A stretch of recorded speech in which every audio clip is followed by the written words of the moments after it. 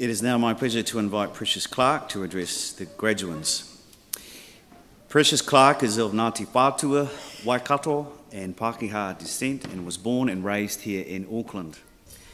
She holds a Bachelor of Law and Bachelor of Arts and is currently the Managing Director of Modia Consulting Limited. She is also the creator of Te Kā, a unique Maori cultural competency training program that brings the Maori word to life in a fun, safe and exploratory way. And she has a big goal ahead. Her mission is to help 10,000 people positively identify with Maori culture. Precious feeds her creative side as a singer, songwriter, performer and dancer, and in 2011 she had the honour of performing the karanga at the opening ceremony of the Rugby World Cup. Ladies and gentlemen, please join me in welcoming Precious Clarke.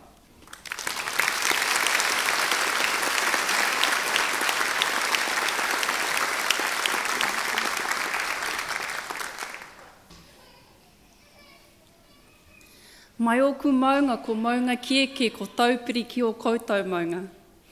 Mai tōku moana ko Waitemata, mai tōku awa ko Waikato ki o koutou awa moana roto. Mai ōku tūpuna o Ngāti Whātua, Waikato, me Ngāti Pākehā ki o koutou tūpuna, o koutou iwi nei rā te mihi atu ki a koutou katoa.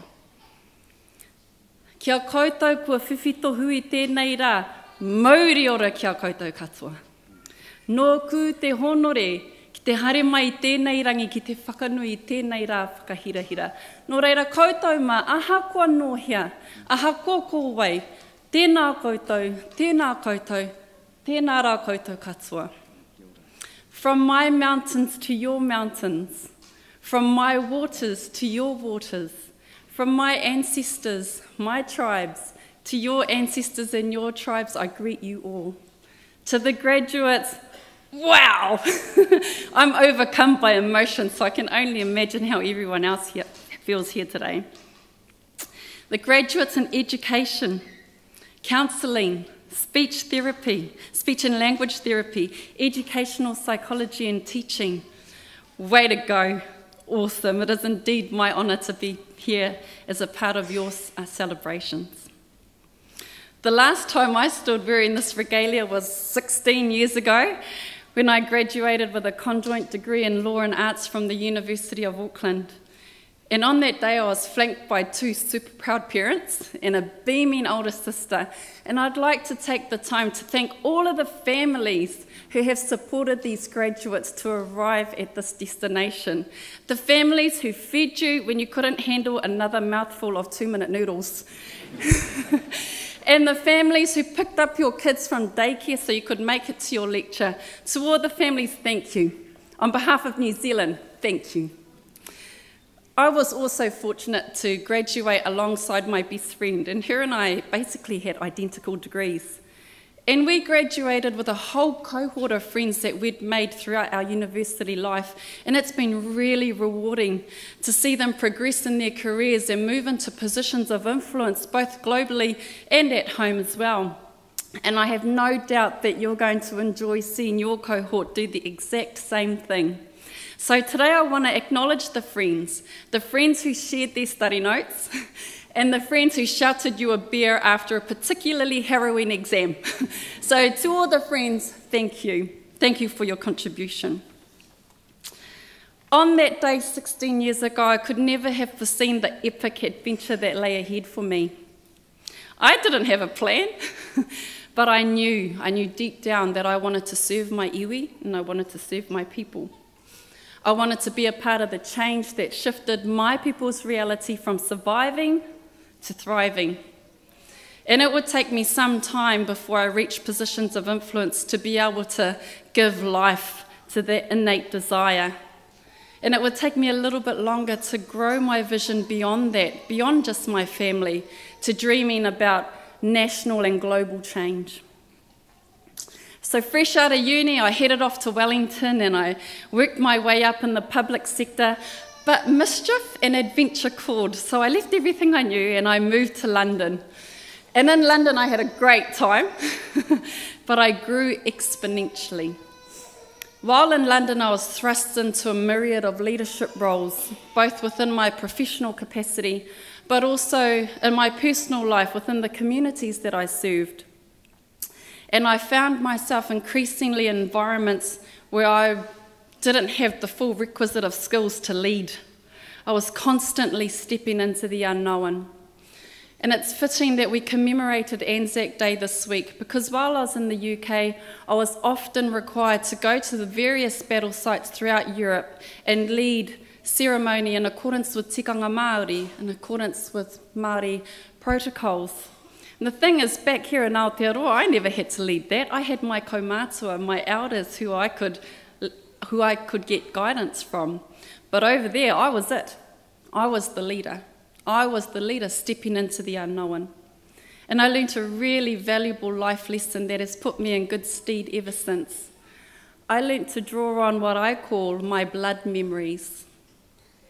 I drew confidence in knowing that the teachings of my ancestors are stored in my blood, and that whenever I need to, I can tap into a knowledge base that is very deep to give me guidance to navigate through any unknown situation. You see, life is full of the unknown, and I encourage you to step towards it. I encourage you to find your own special way to build your internal confidence to navigate through it, whether it be through harnessing the power of prayer, or like me, connecting to blood memories, or whether you create your own model that suits you.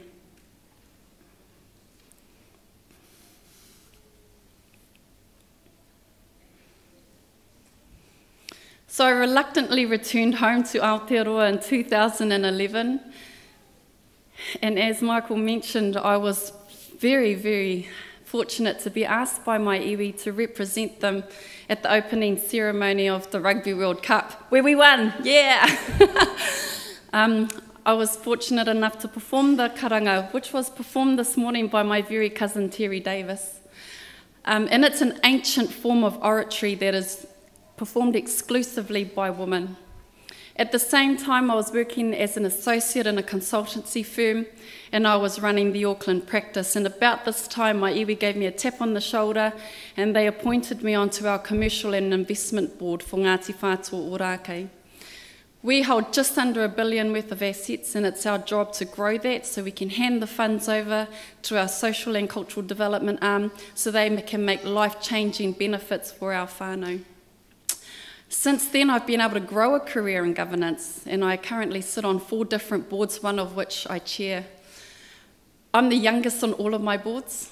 At times, I'm the only woman, and at times, I'm the only Māori. So at times, it's been lonely, and it's been challenging. But it's very rewarding to be in those roles and to be in positions of significant influence. And it's through these roles that I've been able to deliver on that innate desire to serve my people. But I recognised that I was restricting the impact that I could have by only focusing on my people, my iwi. So I've taken a step in a broader direction. What I've learnt is that my superpower is to be a bridge between people and cultures. And this is underpinned by a deep love and respect I have for my own culture, which encourages me to seek and understand and respect other cultures. So I've set myself a mission, it's a lofty goal, and that's to help 10,000 people positively identify with Māori culture.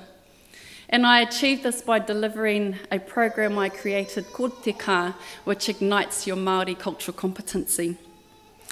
I deliver it mainly to the corporate sector, and it's been life-changing for the people on the course as well as for myself. And I've managed to build a fulfilling business out of it that is changing the face of race relations here in Aotearoa. Because what I know is there's significant goodwill out there to engage with Māori culture in a way that is meaningful and has integrity. What I also know is that I've enjoyed white privilege my whole life. I have white skin, I have green eyes, I have light hair, made a little bit lighter by the bottle.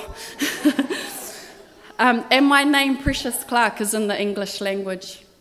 I have a 3.5-year-old daughter, and her name is Taiaria, and it's often mispronounced. Her first language is Te Reo Māori. And she has beautiful coffee-coloured skin. And so I know her life trajectory is going to be quite different to mine. So I figure I've got about 18 years to change things up so that she can flourish in an environment that celebrates her Maori heritage, not one that inhibits her because of it. So I'm in the space of nation building, and I've found my zone of social impact. I'm tackling that big beast of race relations here in Aotearoa to create a positive future for my daughter and my baby and my puku right now, and my many grandchildren I hope to have. And I know that by doing this, I'm creating fertile ground in which many cultures, ethnicities and religions can thrive here in Aotearoa. So my wero, my challenge to you, is to find your own zone of social impact and tenderly care for it. Use your skills, use your degrees and use your networks to grow your zone of social impact. Build the Aotearoa that you want your great-great-great-great-grandchildren to thrive in. And take that vision to a global scale, and let's collectively build the world that we want them to live in. And here's the thing, they won't tolerate anything less from us. So in closing, ki te tuahu koe me he maunga teitei. If you must bow your head, you make sure it's the loftiest mountain that you cannot shift.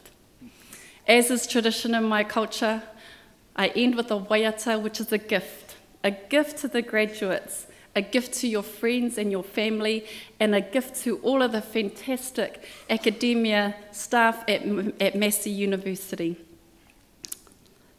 who have contributed towards making today a tremendous celebration. Ako hia mai, ngā tūmana ko a te iwi. Ako hia mai, tōku reo ranga tira reo Māori. Mahea hea e, ako hia mai, kia pua waitia. Ako hia mai, he ao manea nea, he ao marama, he ao manea nea, he ao marama, ako hia mai ai. Nō reira, tēnā koutou, huri noa I te whare, tēnā rau koutou katoa.